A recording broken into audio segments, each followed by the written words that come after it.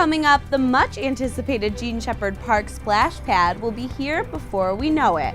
Learn when you can expect to enjoy the warm days at this new facility. And leaders from Macomb County gathered in one place to talk about issues involving their communities. One of the big topics of discussion were roads. And the Shelby Township Fire Department focused on training in very small places. We were there to see how their work made them better first responders. We have all this and much more coming up on Shelby This Week.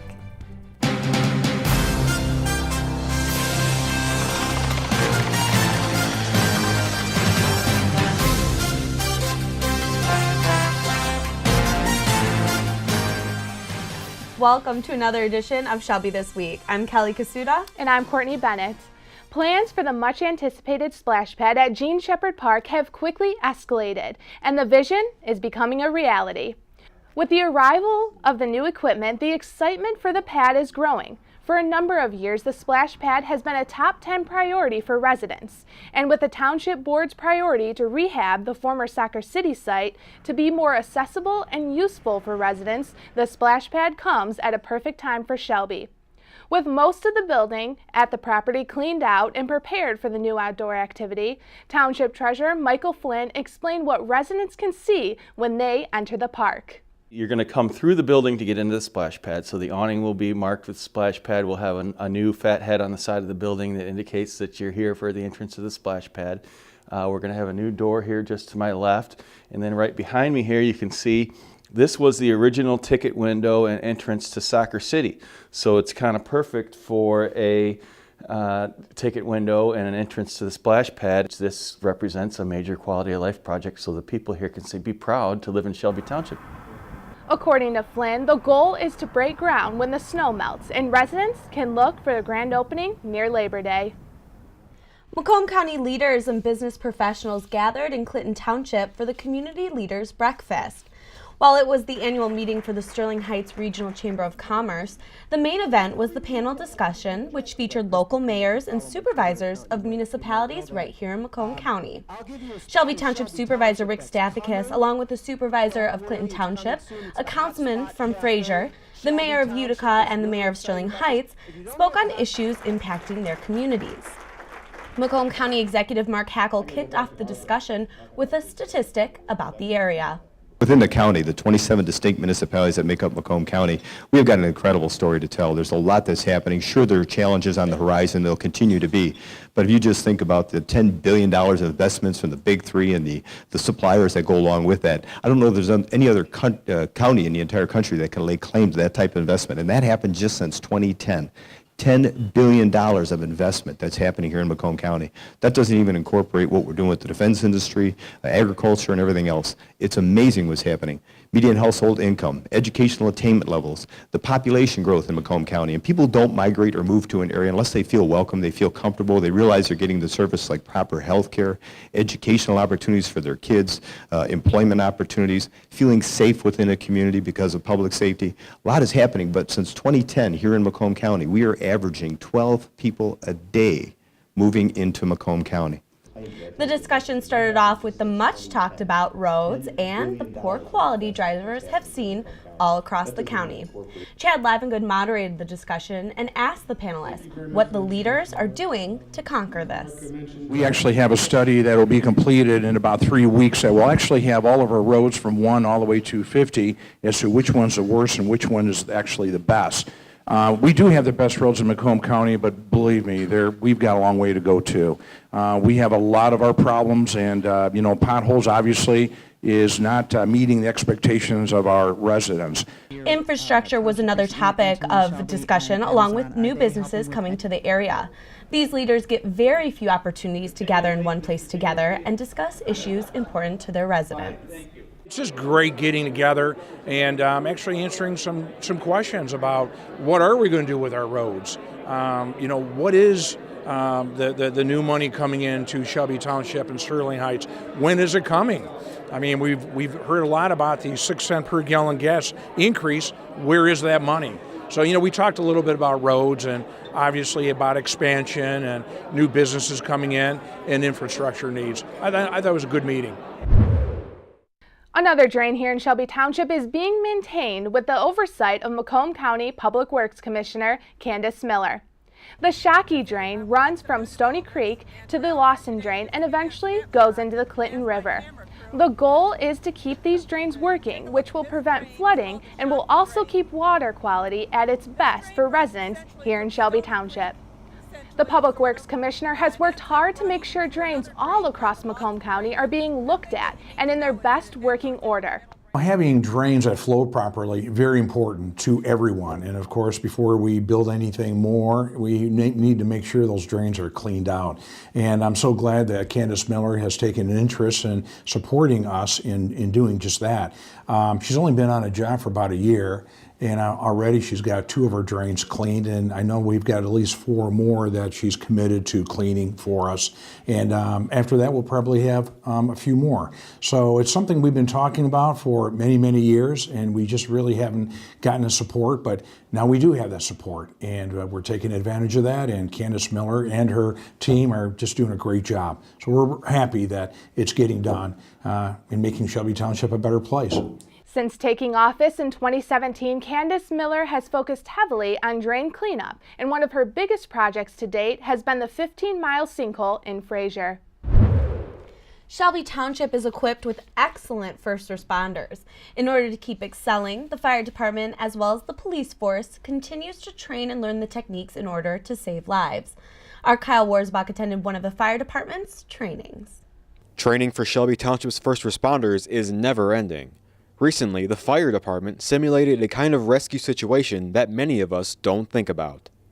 We're simulating that there is a victim that has been stuck in a confined space underneath the building here, and we are using our rope systems to retrieve the victim. We go through our safety process and making sure that there's no hazards, find out the reason why they're down. The first responders enter the confined space with oxygen tanks while strapped to safety cords that are managed at the surface. This is how dark the confined space is during training, and all they have to guide themselves with is a light on their helmet. With the addition of loud noises and having to crawl in a tight space, anxiety levels immediately increase. Well, when you're in a confined space, it brings up your anxiety levels. If we add more things like you can't see, or if you have more noise involved in that, then it brings up your anxiety level and people react differently. So we want to put our technical rescue team through the paces to see how they can handle those stressors. While these types of rescues are rare, it is necessary for first responders to be on hand for those that work in sewers and underground tunnels. At any point, we have usually Department of Public Works. They go into confined spaces probably monthly throughout the year, and they go to work on different parts of piping or electrical work, and we're there to be their rescue team if anything goes wrong. Just another example of how our first responders are dedicated to the community. For Shelby This Week, I'm Kyle Warsbach. The Shelby Township Police Department is seeking help from the public. A resident posted a message on Facebook detailing a scary account at her home on Valentine's Day. According to her account, her son and dog were home at the time to witness a man walking right into their house. The neighbor's security camera was able to catch the person who the homeowner suspects walked into her home. The video shows the man walk across the neighbor's lawn. He was dressed in dark clothing and wearing a mask. If you have any information, you are encouraged to call the Shelby Township Police Department at 586-731-2121. The Detroit Zoo is scoping out an area right here in Macomb County for a very special project, which will welcome thousands of guests each year. We'll tell you what the Zoological Society has in store. And Shelby Township announced last month its changes to its electronic recycling program. We have more details on what you can expect at the next recycling day in April. Hi, I'm Peter, and there's nothing I love more than sharing vegetables with my friends. Come on in! Help yourself to anything. That's why we give our food the utmost respect it deserves. Did you know there are simple steps we can all take to help save food? You can cook it, store it, even share it. Just don't waste it. Because when it comes to food, better ache than never. To learn more, visit savethefood.com.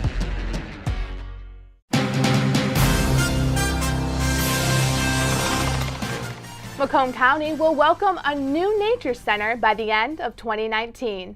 The Detroit Zoological Society made the announcement that they are looking at a spot right here in the county to be the home of the Great Lakes Nature Center. The new facility will focus on water and wildlife of the Great Lakes.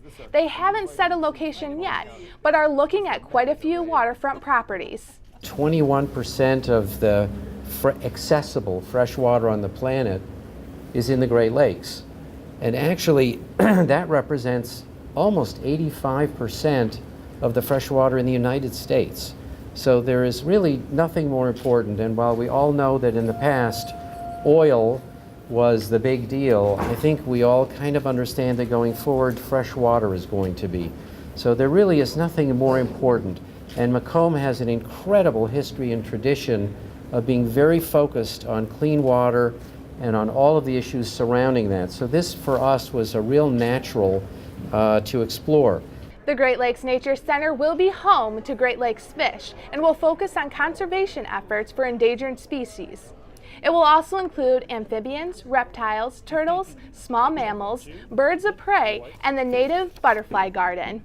This is going to be a great opportunity to get people more connected, more understanding, and I guess more really in tune to what's happening here in Michigan, and in particular our Great Lakes. So the zoo partnership we have had for many years, the incredible support that we have given to this resource, if you will. I guess I tend to look at it as, without question, a regional asset, one that the residents of Macomb County have always supported, and I think many of us have visited many a time. And to realize that they're reaching out here to Macomb County to put this asset out here so that it's not just something enjoyed for Macomb County's purposes, whether it's St. Clair, Lapeer, Wayne, Oakland, and beyond. I mean, this is going to be an opportunity for us to showcase what we've got going on here in Macomb County through this zoo asset.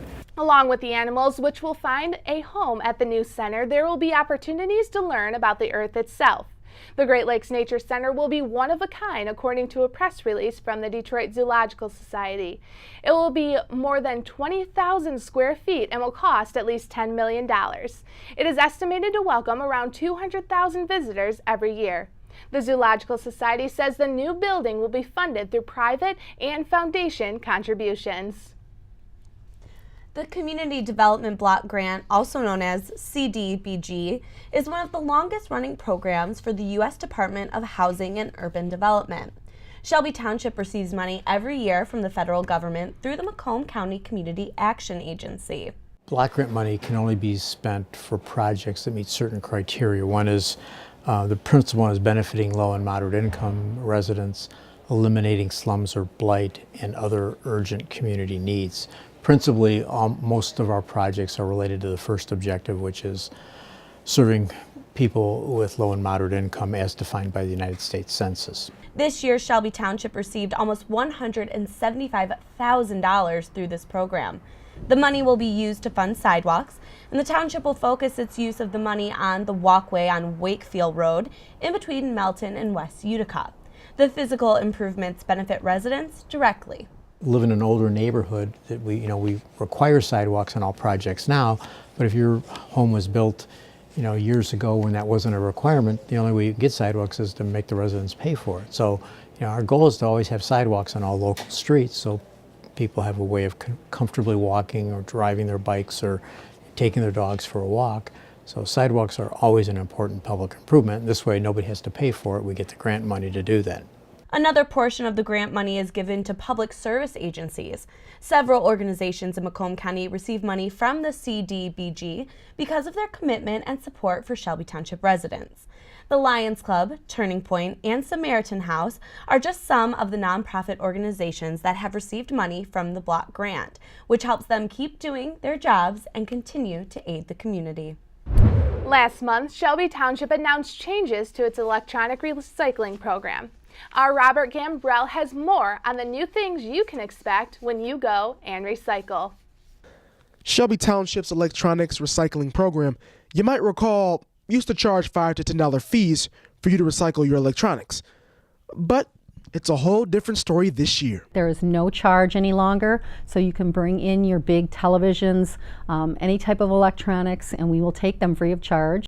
And instead of having the event held on the last Saturday of every month, collections will now be quarterly. We'll just do it in January, April, July, and October at the end of each month.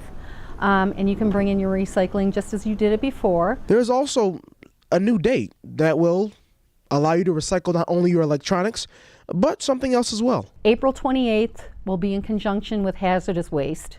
So you can bring in all your paints and your batteries and those types of things. There's a whole list on the website. Lynn would like every citizen in Shelby Township to participate in electronic recycling. We have good directional people. It's a one-way in and a one-way out. It goes very quickly, so you're not there for a very long time. It's from 9 to 1 on the Saturday at the end of the month. This event means a lot to the city, and just last year, the event was free. And the cost of Shelby Township residents ranged from $15,000 to $25,000 on the number of CRTs that were recycled. You know, Shelby Township has become known as the recycling township and the recycling place to go. We get people from all over our community and outside of our community doing this. So we really encourage you and invite you to come and get rid of your electronics on those days. I'm Robert Gambrell, Shelby This Week. One Eisenhower teacher was surprised to learn last week about an award which he received from the College Board Midwest region. Our Stacy Sansatera has more. Last week I got this email from College Board that said, "You are the winner of this award." That's right. This UCS teacher has been named Top Advanced Educator for the Midwest. Rick Strawn is an AP Computer Science teacher at Eisenhower High School. Though he doesn't know exactly who nominated him for this prestigious award, he is humbled by the honor. I never expected to get an award. I can never do the job for the award, right? You just do what you think is best. And what this top educator of 14 years thinks is best includes higher expectations and challenging students by expanding computer science opportunities for all students. They were looking for someone who's maybe just beyond the classroom teaching, but doing extra things to expand opportunities for everyone. And expanding opportunities to everyone is a passion for this AP teacher. Advanced placement courses provide students with college-level curriculum and provide them an opportunity to take a national exam that may result in college credit. I kind of have like 3 goals, and the first goal is that they actually enjoy the class enough that they want to take it again, you know, maybe in college or the next year. The second one is that they'll actually learn something they can use. Even if they don't want to take computer science after this, they could, you know, use like some basic programming to make an app that could help them in the future job. The third goal is that they take the AP test and then pass the test, and that's kind of the lower goal, I guess. But it's nice for them to get college credit out of it. You know, they go through this whole process so that they can show something for it. Mr. Strawn has a deep commitment to creating the opportunity for students to take part in advanced placement, and it starts with diversity and access to his computer science programs. And then this new program I heard about a few years ago, this principal's class, which is like the introductory class with the app programming, it sounded really interesting. And so I wanted to be like on top of it and like be an expert at it because it's brand new. So like no one else had done it before. I want to be the first one to try it in the district. And so we were able to do it last year, and like I said, we expanded to all the high schools this year, but it made everything different. I mean, right away, even before it was even on the schedule, we had 2 full classes of it, and this year we have 3 full classes of this new class, so it changed everything. Changed everything for his students as Mr. Strawn remains dedicated to growing professionally and expanding opportunities for everyone. It just motivates me to know that if you do work hard at something, you have passion for something, that someone will notice eventually, right? And they'll give you credit for it. So, for Shelby This Week, I'm Stacy Sansatera. Still ahead, one local restaurant offers a unique blend of barbecue and soul food. And we checked out to see what was popping at a corner store located right here in Shelby Township. Stay with us because we have much more. Most party fouls are pretty dumb. But if you decide to drink and drive underage, you could lose your license and your freedom. Underage drinking and driving, the ultimate party foul. After 15 years of smoking, Eva Marie quit. There's a new lung cancer screening that could save her life.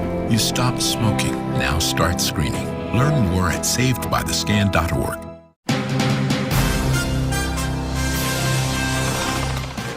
One local restaurant has opened offering a unique blend of barbecue and soul food. Our April Morton visited their location on Hall Road and has more. The writing's on the wall. The aroma of meat smoking instantly hits your nose as soon as you enter Eddie Smokes Barbecue. The restaurant may have just opened in October of 2017, but Eddie is no rookie to the barbecue game. I came about from a passion as a young kid. I started smoking when I was like 10 years old, burned a hole in the bottom of my dad's gas grill, and then he went out and bought me a smoker. And I started off smoking turkeys, and then just as time went on, I started doing other meats, and it was a hobby actually that became a job, so it's like a jobby. And that love for cooking brings Eddie in the lab, he calls it, bright and early so he can smoke the meat just right. But ribs aren't the only thing on the menu. We don't have a real busy menu. We try to keep it really simple and basic. Barbecue is really, in my opinion, meant to be simple, so we don't want to overcomplicate the menu with too many items on there. Quality over quantity, he says. And let's not forget about desserts. Eddie says the banana pudding served in this cute little mason jar is a favorite. Originally a mobile unit in Southfield, what made Eddie set up shop in Macomb County? Location, location, location. So within this location, being on Hall Road in Shayner, you have Lakeside Mall across the street. We're in an extremely busy strip mall here at Shelby Corners. You have another strip mall across the street. Some of Eddie's original customers have followed him to Macomb County, and many of them have left their mark. So just taking a look at this wall of fame, it's evident at how good the food really is here at Eddie's Barbecue. Just take a look at this, all the way from Toronto, Canada. For Shelby This Week, I'm April Morton. One Shelby Township business is making popcorn and creating some of your favorite flavors. I stopped by to check out their store to see what's popping. The Pop Kernel here in Shelby Township lives by one motto, and that is, you can't buy happiness, but you can buy popcorn, and that's pretty much the same thing. I always made popcorn at home, and the friends and family used to say, well, why aren't you doing this? Why aren't you making this? You have really unique flavors. Why don't you do this for a living? So we started making a few flavors, going out to farmers markets, and once we got done out at the farmers markets, they were really, liking the product and everything. We said, you know what, I think we can open a brick and mortar. Since the Pop Kernel opened in 2012, the popcorn flavors have expanded. And now the company offers pretty much any flavor you can think of. We have about 60 flavors in total. On a given day, we carry about 20, 25 in the store. Our caramels are our moneymaker. I make my caramels from scratch, so it's none of the imitation stuff. We use real butter. Our caramels are all natural. It's an actual recipe, not a mix like a lot of companies use. So we have a regular caramel with sea salt with dark chocolate. We have a milk chocolate drizzle, dark and white chocolate drizzle. You name it, we can do it. Our popcorn here, we start from kernel, and finished product goes into the bag. We do everything here at the Shelby Township location. It's our only location. We start with a monster mushroom popcorn. It's a kernel that pops very large, gives us a nice big round pop, which allows us to coat it really nicely with the caramel. So then we go into if we're doing a caramel, we go into the caramel phase, put it into the kettle, caramelize it, and then whatever, if it needs to be drizzled with chocolate, we do that. If it's a seasoning, a savory type flavor, then we mix the seasonings together, make our seasoning, and then dump it into the popcorn, and then start rotating it to get a nice coverage on it as well. I think the biggest thing is just striving for perfection. That's what we do here. We want everything that goes out the door to be top notch, top quality, top flavor. I'm very, very particular about what leaves the shop. Nothing goes out of here without being top of the line. So I think that's eventually going to make us successful. We want to make people happy. That's what our job is. So that's probably what I get the most joy out of is helping people and making them happy. Reporting for Shelby This Week, I'm Courtney Bennett. Stop into their location today to check out all the different kinds of popcorn they have to offer. The Pop Kernel is tucked away in the corner at 22 Mile and Hayes. we wanted to make you aware of a closure coming up. The municipal building here in Shelby Township will close at 12 p.m. on March 1st for training purposes. The closure will also affect the processing of passports. The clerk's office will stop processing at 11 a.m. All offices will resume regular hours on March 2nd. Well, that's all for this edition of Shelby This Week. Remember, you can watch us all the time online or on Facebook. Just search Shelby TV. We will leave you now with more scenes from the Community Leaders Breakfast. Enjoy, and thanks for watching.